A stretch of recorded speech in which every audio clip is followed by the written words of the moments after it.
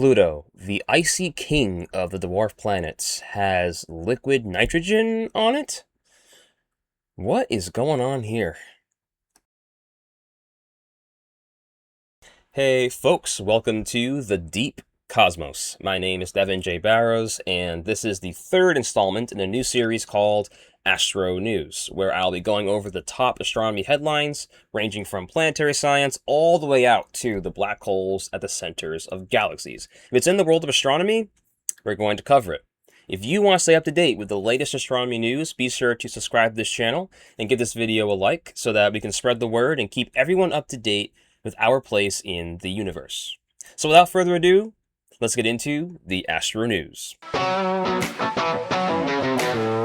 Alright, so the first couple of headlines here are going to be for the Pluto lovers out there, and the last one's going to be focused more on black holes. So this first one is from the Southwest Research Institute, and the article title reads, SWRI study finds evidence of liquid recently flowing on Pluto's surface. When you read that as an astronomer, that's very interesting given where Pluto is in the solar system. Let me explain. First of all, Pluto. It was discovered back in 1930, around that time, and it is essentially an ice ball that is part of what's called the Kuiper Belt. At the time of its discovery, we did not realize this. It was a brand new thing that was super far away, beyond the orbit of Neptune by a lot in the solar system. So you have this object out there that looks kind of round, right? So, of course, at the time, it was deemed a planet, especially since we discovered it based on the fact that Neptune's orbit was not exactly acting the way that it should have been, according to their initial calculations. Years later, they realized that the initial measurements of Neptune's orbit were off by a little bit, so they went back in, and sure enough, they redid the calculations, and sure enough, it was fine. But anyway, they still discovered Pluto. Around 60 or so years later, in the 1990s, we got better instrumentation and started to find other similar objects out there around the same area that Pluto is. We found a couple of them, then tens, and then hundreds. I think now we have thousands of objects out there. And this led to scientists realizing that Pluto may be very similar to these kinds of objects. And in the vicinity of Pluto, there are other objects similar enough to the point where it doesn't dominate its orbit. That's bad, in the sense of those who want to be a planet, of course. You see, eventually the International Astronomical Society, or a union, the IAU, I think it is, they decided to come up with some rules to define what a planet is, especially because we have such a variety of objects that were being discovered, especially in the 90s and 2000s. So they came up with this list of rules, and one of them is that it has to dominate its orbit, which now with these new observations at the Kuiper Belt, we know Pluto does not. And it's actually tilted in the plane of the solar system's orbit with the rest of the planets. So that's already kind of out of whack. So with this new set of rules, Pluto got demoted from planetary status and was now called a dwarf planet. Now, people, after it got demoted were kind of upset. I was around the point when I do remember faintly when Pluto was a planet, like 9 planets. And then as I was getting more interested in science, that was when I realized, that was after they changed the rules and had it so that Pluto was a dwarf planet. So people are upset about this, and here's my thing. I know that it seems like the planet, we're kicking Pluto out to the curb here, but now we know more about what it is, and it's in the right classification to be amongst its family. So I wouldn't think of Pluto as the runt, that was kicked out of the planets, the main line. I would see Pluto as the icy king of the dwarf planets. That's how I see it now. It is a beacon, and it is rightfully in its place with its brethren. So I see it as like, okay, great, it's liberated, it's now the king of all its new family. It's not alone, people, okay? So I wouldn't take it as a bad thing for Pluto. And as you can see, there are still studies being done on Pluto and the things on its surface that we could study for that kind of object that's far out in the solar system. That's really important. So those of you who really want Pluto to be a planet, let it be with its family, okay? Let it be with the dwarf planets, Let it be with its brethren, okay? And it's not a bad thing. It can be a good thing. So anyway, that's my whole spiel. I can go on for hours about that, but let's get back to the news. This article, like I said, liquid. It is far out in the solar system, so these are icy objects. If you brought Pluto to Earth's orbit, it would melt and form this kind of water vapor tail as it went around in Earth's orbit. So out there, it's extremely cold and really icy. So anything that says liquid on that kind of planet, like Pluto, to clarify this, so the first sentence here, right? A new study led by the Southwest Research Institute provides evidence that liquid nitrogen is rising to Pluto's surface through cracks in the northern edge of the Sputnik Platina, part of the massive heart-shaped glacier on the dwarf planet's surface. Okay, so we had this icy object that's very like the far reaches of the solar system with liquid nitrogen seeping through the cracks to the surface. And to be fair, we can't, we're not on Pluto seeing this directly, but based on the evidence, that's what it's looking like. The study is based on data from NASA's New Horizons spacecraft and is led by the SWRI Associate Vice President Dr. Alan Stern, the principal investigator of the New Horizons mission. And the lead author, Stern, goes on to say that Pluto never stops surprising us. And its new result certainly does that. In addition to suggesting that liquids have recently expressed themselves on Pluto's surface, it also suggests a new kind of time variable feature on Pluto. This is really exciting because we initially thought that Pluto was so far out there and so cold that we wouldn't really have this kind of liquid in the first place. It's not liquid water, okay? People that are excited about the water stuff, but it's still liquid form of something. That's really, really odd. And this could mean that we need to rethink our understanding of, especially nitrogen, in these kinds of environments. Like how nitrogen can become liquid and stay that way and come up to the surface in that liquid form in such a cold world. So this is really, again, really interesting. The evidence for this, part of it came from some observations that NASA took like above our planet on Greenland, and it has similar like patterns. The team for Pluto researchers compared the New Horizons images to NASA Landsat 9 imagery of locations on Earth, including Greenland ice sheet.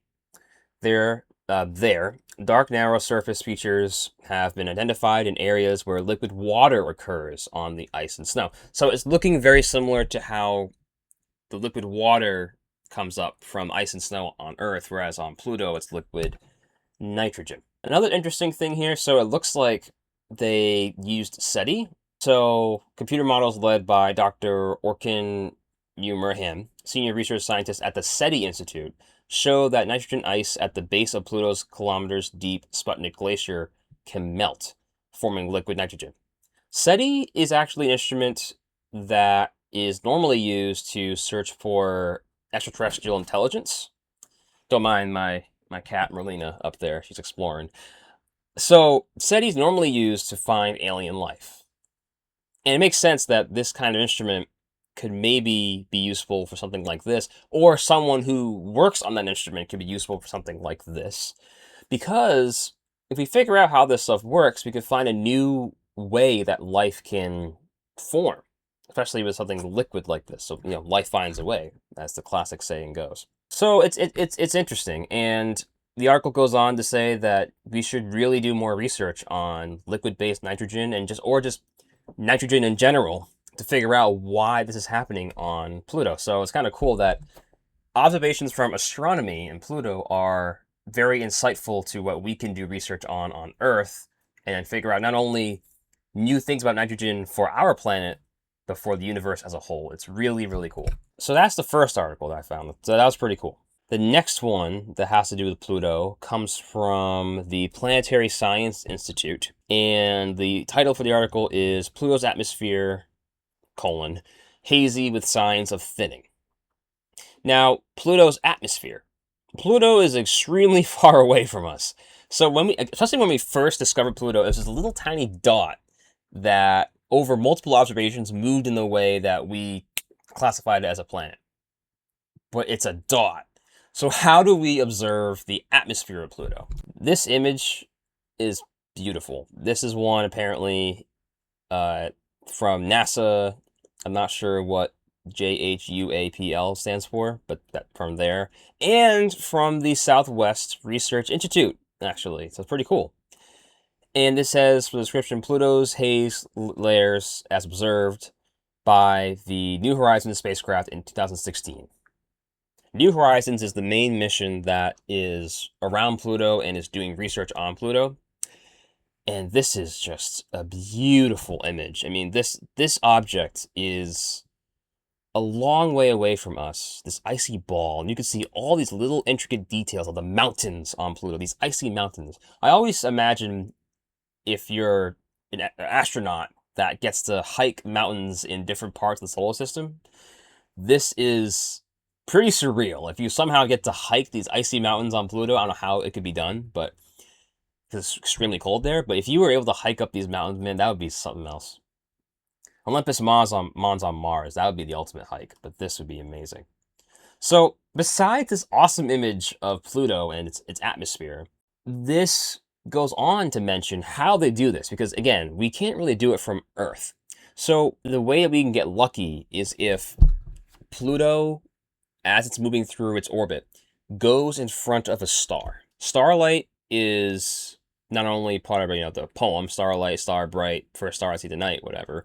It's also very important for astronomy. Not only can the light from a star tell us about that star, but if light can shine through the atmosphere of Pluto, it can also tell us what's going on in the atmosphere. Right now, the article is saying that Pluto is going away from the sun currently in its orbit. So if the sun was here, it would be kind of moving out towards the other end of its elliptical orbit.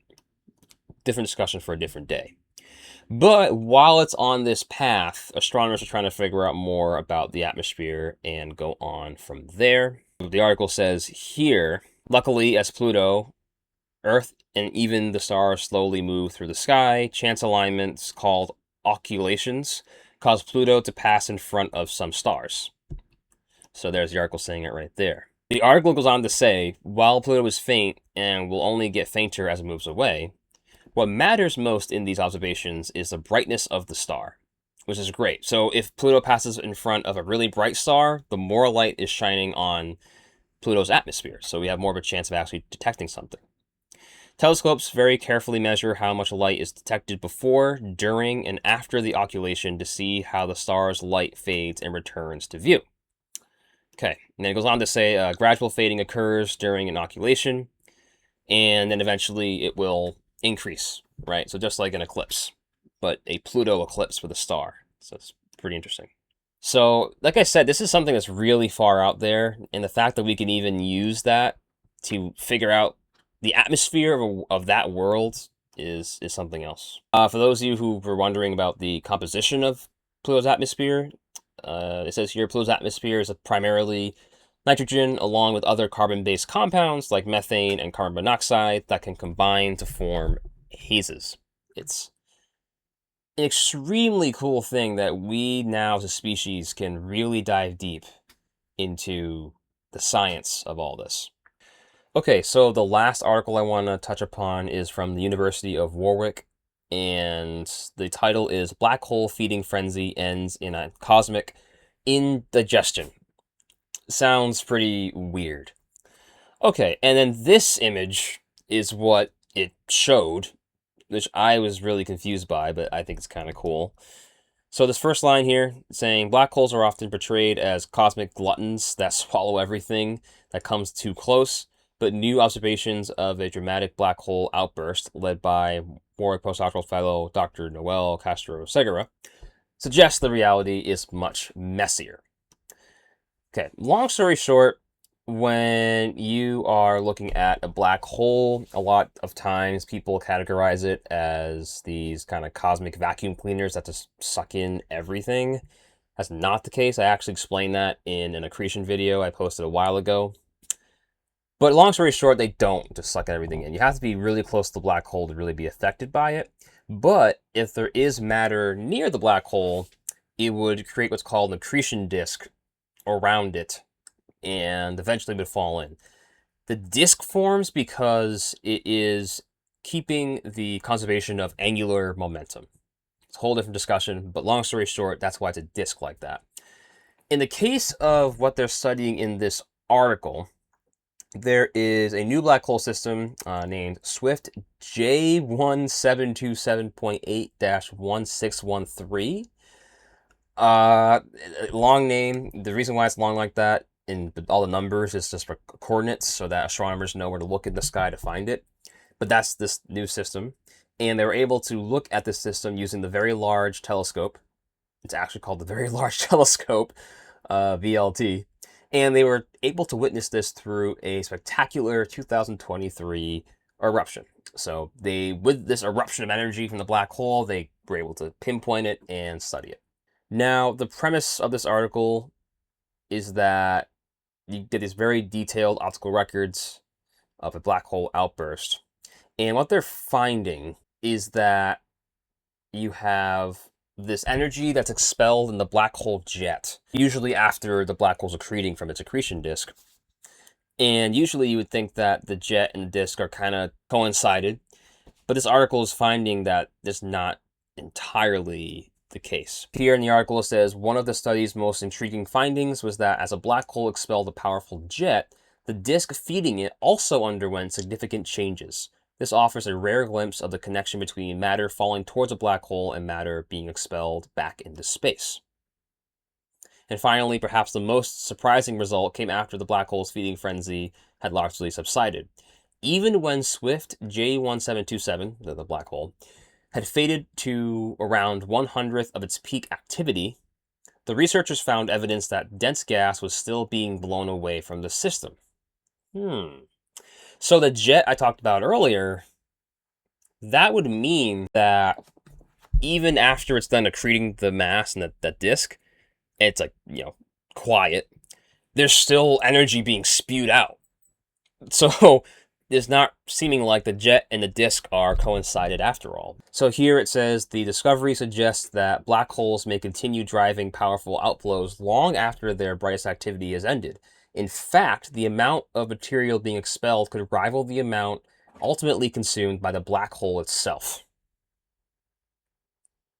Okay, so we're really just saying that this black hole is spewing out energy that's not really connected to the disk that rivals the amount ultimately consumed by the black hole itself. That makes no sense. It means it almost seems like the energy is coming from nowhere. This huge burst of energy just come from the black hole itself without, I don't know. I'm still kind of confused. And of course, we still have the fact that they're still doing research on this, but again, a really interesting project.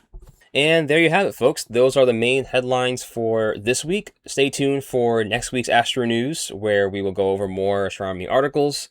I pull these mainly from the American Astronomical Society. They have a website where they dish out these new astronomy headlines to read, so that's my main source. Otherwise, comment below what else you want me to go over, what particular astronomy subjects you would want me to try and cover more in the news, and I'll try and go over them. Otherwise, hope you all have a great week, and I will see you next time. Think deep.